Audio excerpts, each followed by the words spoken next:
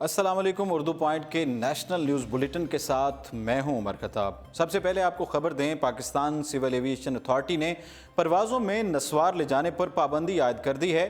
Civil aviation authority کی جانب سے جاری نوٹیفیکیشن میں کہا گیا ہے کہ کسی بھی پرواز میں نسوار لے جا کر جانا جرم قرار دیا جائے گا۔ یہ پابندی عازمین حج پر بھی عائد کی گئی ہے۔ اس حوالے سے پاکستان سول ایویشن اتھارٹی اور ایئرپورٹ سیکیورٹی فورس نے تمام ایئرپورٹس پر جگہ جگہ بینرز بھی آویزاں کر دیے ہیں، جس میں مسافروں کو نسوار سے متعلق تنبیہ کرتے ہوئے نئی پابندی کے بارے میں آگاہی دی گئی۔ خیال رہے کہ گزشتہ برس عراقی ایئرپورٹ پر نسوار اور پاؤڈر تمباکو لے جانے پر ایئرپورٹ حکام نے پاکستانی مسافروں کو گرفتار کر لیا تھا۔ واضح ہے کہ نسوار کی سب سے زیادہ پیداوار خیبر پختونخوا میں ہوتی ہے، لیکن اس کو استعمال کرنے والے پورے ملک میں موجود ہیں۔ بیرون ملک بالخصوص مشرق وسطیٰ جانے والے پاکستانی مسافر اکثر اپنے سامان میں نسوار لے کر جاتے ہیں۔ حال ہی میں خیبر پختونخوا کے بجٹ میں نسوار مہنگی کر دی گئی تھی۔ خیبر پختونخوا کے مالی سال کے بجٹ 2019 اور 20 میں نسوار پر ٹیکس کی شرح فی کلو 2.5 روپے عائد کی گئی تھی، جس کے بعد شہریوں کا کہنا تھا اس اقدام سے نسوار کا استعمال کرنے والوں کی حوصلہ شکنی ہوگی، تاہم اب نسوار کو بیرون ملک لے جانے پر بھی پابندی عائد کر دی گئی ہے۔ اور اب خبر شامل کریں، مسلم لیگ نون کے سینئر نائب صدر شاہد کاکان عباسی نے کہا ہے کہ ملاقاتیں کرنے والے ارکان رکنیت سے استعفیٰ دے دیں اور دوسری جماعت کے ٹکٹ پر الیکشن لڑیں۔ مسلم لیگ نون کے سینئر نائب صدر شاہد کاکان عباسی کا کہنا تھا کہ عمران خان سے ملنے والے رہنماؤں کو شوکاز نوٹس بھیجا جائے گا، ساتھ یہ بھی دیکھا جائے گا کہ ڈیفیکشن کلاز لگتی ہے یا نہیں۔ اگر ان کو کوئی اعتراض تھا تو پارٹی قیادت سے بات کرنی چاہیے تھی۔ شاہد کاکان عباسی کا کہنا تھا کہ پیپلز پارٹی نے اس بار ہم سے معاہدہ کیا ہے، ان کی زبان پر اعتبار ہے، جبکہ دوسری جانب نون لیگ پنجاب کے صدر رانا ثناء اللہ نے پارٹی ارکان کی وزیر اعظم سے ملاقات کے معاملے پر اپنے رد عمل میں کہا تھا کہ وزیر اعظم ہاؤس میں جو لوٹا کریسی کے لیے خصوصی سیل قائم کیا گیا ہے، 15 ارب میں اتحادی خریدنے والی حکومت اب لیگی ارکان کو خریدنا چاہتی ہے۔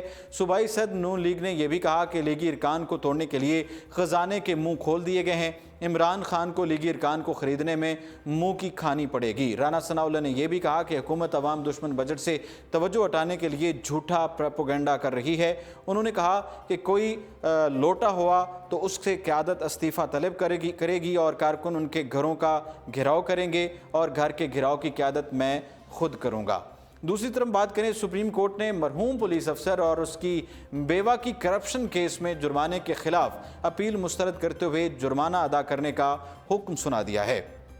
سپریم کورٹ نے مرحوم ڈی ایس پی جمیل اختر کیانی اور اہلیہ مسمات ریاض بی بی کی کرپشن کیس میں جرمانے کے خلاف اپیلوں کی سماعت ہوئی اور عدالت نے اپیل مسترد کرتے ہوئے کرپشن کی 3 کروڑ روپے کی رقم ادا کرنے کا حکم دے دیا۔ چیف جسٹس نے ریمارکس دیے کہ کرپشن کی رقم تو واپس کرنا ہوگی، مجرموں نے جتنی کی کرپشن کی، جرمانے کی رقم اس سے بہت کم ہے۔ 50 سال پہلے 2.5 کروڑ کا پلاٹ لیا گیا، اس پلاٹ کی موجودہ مالیت 2.5 ارب سے زیادہ ہوگی۔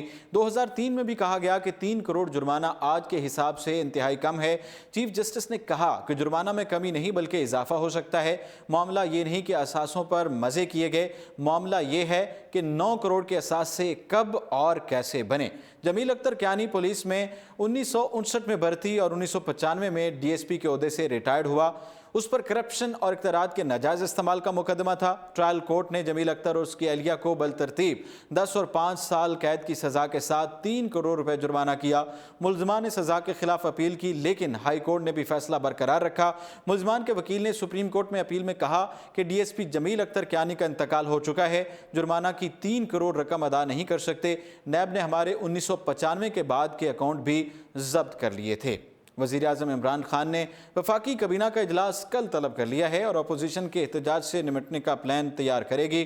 وفاقی کابینہ کے اجلاس کے لیے 11 نکاتی ایجنڈا بھی جاری کر دیا گیا ہے اور وفاقی بجٹ، اثاثے ظاہر کرنے کی اسکیم سمیت دیگر معاملات کا جائزہ لیا جائے گا۔ اجلاس میں کابینہ 40,000 روپے مالیت کے پرائز بانڈز ختم کرنے، وفاقی دارالحکومت کے لیے سینئر سٹیزن بل 2019 اور بچوں کے حقوق کے لیے قومی کمیشن کے قیام کی منظوری دے گی۔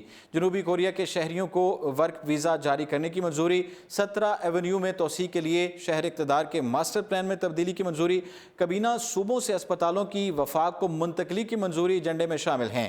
اجلاس میں پرائیویٹ پاور انفراسٹرکچر بورڈ کے مینیجنگ ڈائریکٹر کی تقرری کی منظوری، اور حج پلان 2019 کی منظوری دی جائے گی۔ وفاقی کابینہ کے اجلاس میں وفاقی حکومت کے احساس پروگرام پر بریفنگ دی جائے گی اور گزشتہ فیصلوں پر عمل درآمد کا جائزہ لیا جائے گا۔